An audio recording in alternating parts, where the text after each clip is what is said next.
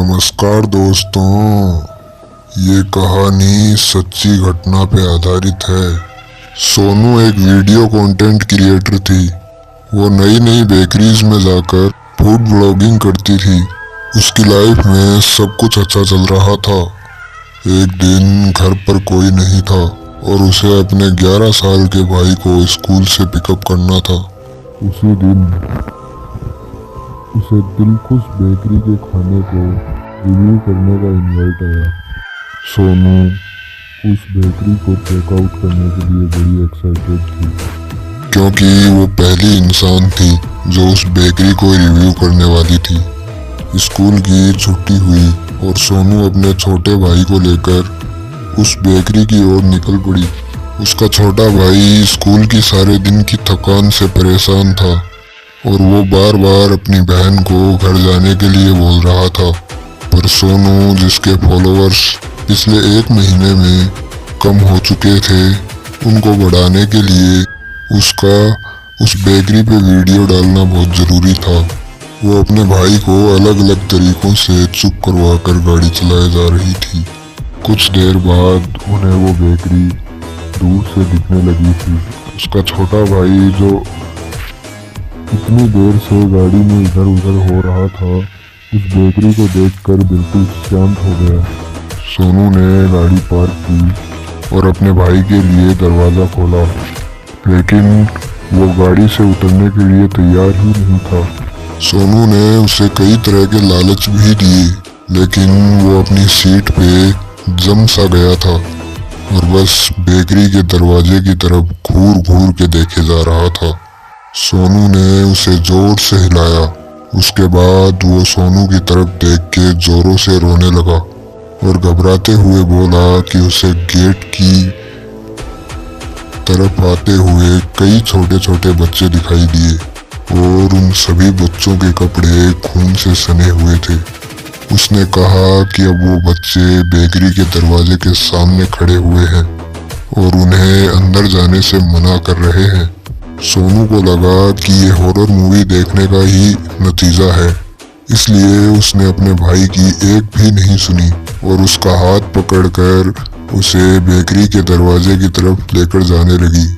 वो बेकरी के दरवाजे के अंदर घुसे तो बेकरी में कोई नहीं था, लेकिन फिर एक बूढ़ी सी आंटी आई और उस आंटी ने उसके छोटे भाई को एक मीठा सा बन दिया और बन हाथ में आते ही वो रोता हुआ बिल्कुल शांत हो गया और बन को मजे से खाने लगा। तभी पीछे से एक बूढ़े अंकल की आवाज़ आई। उसने सोनू को वेलकम किया और उससे कहा अगर वो परेशान हो रही है तो उसके छोटे भाई के लिए अंदर एक प्लेइंग एरिया है, उसमें बहुत सारे बोर्ड गेम्स हैं।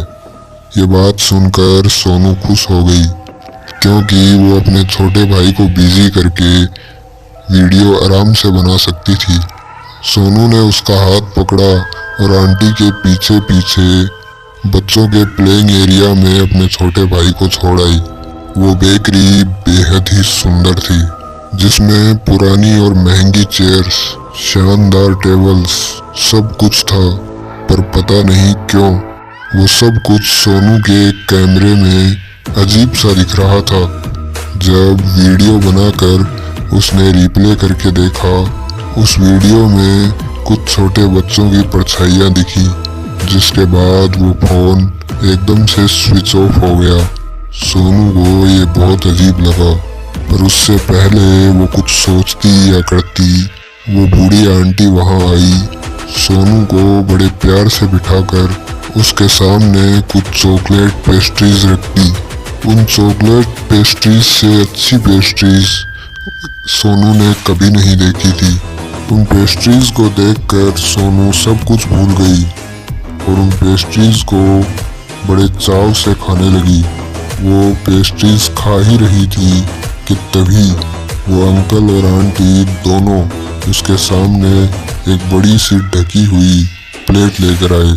इतनी बड़ी प्लेट देखकर सोनू को लगा कि उसमें कुछ स्पेशल डिश होगी, लेकिन जब उन्होंने ढक्कन हटाया तो उसमें से 2 बड़ी बड़ी पैटीज निकली अंकल आंटीज ने उसे दिलखुश बेकरी की स्पेशल मीट पैटीज बताया।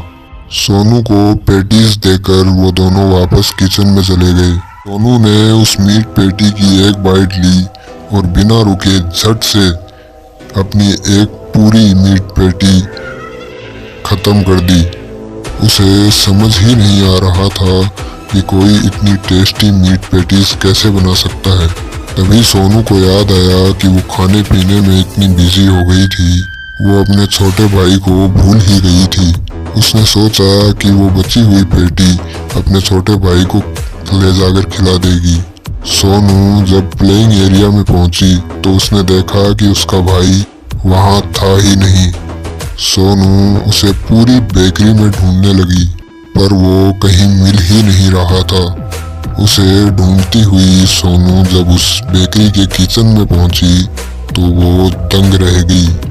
उसने देखा कि वो बूढ़े अंकल एक इंसान के दिल को छोटे छोटे टुकड़ों में काटकर एक प्लेट में रख रहे हैं और आंटी उन्हीं टुकड़ों को पैटीज में भर रही हैं। तभी उसे किचन के छोटे कोने में उसका भाई दिखाई दिया जो बेजान सा वहां पड़ा हुआ था। उसकी पूरी छाती पर कट्स लगे थे। ऐसा लग रहा था कि उसकी छाती खोलकर उसका दिल निकाला गया है।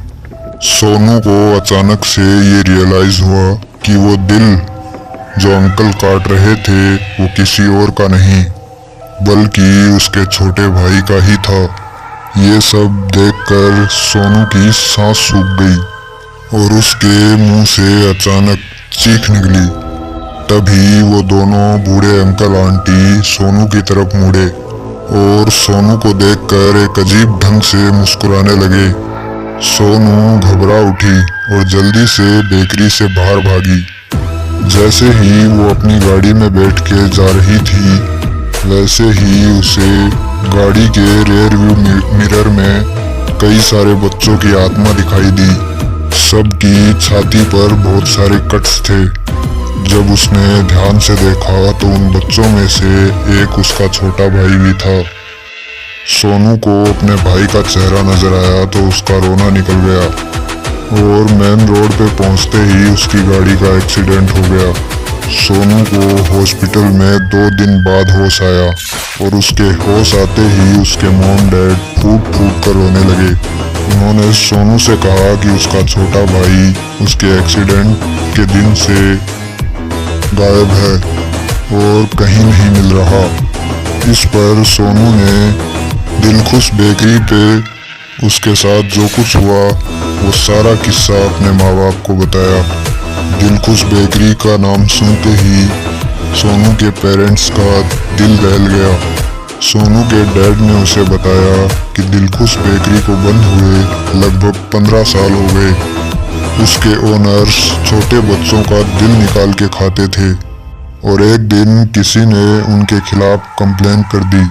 इसके बाद दोनों ने अरेस्ट होने से पहले ही आत्महत्या कर ली और वो बेकरी सदियों के लिए एक वीरान खंडर बन गई। सोनू ये बात सुनकर शॉक्ड हो गई।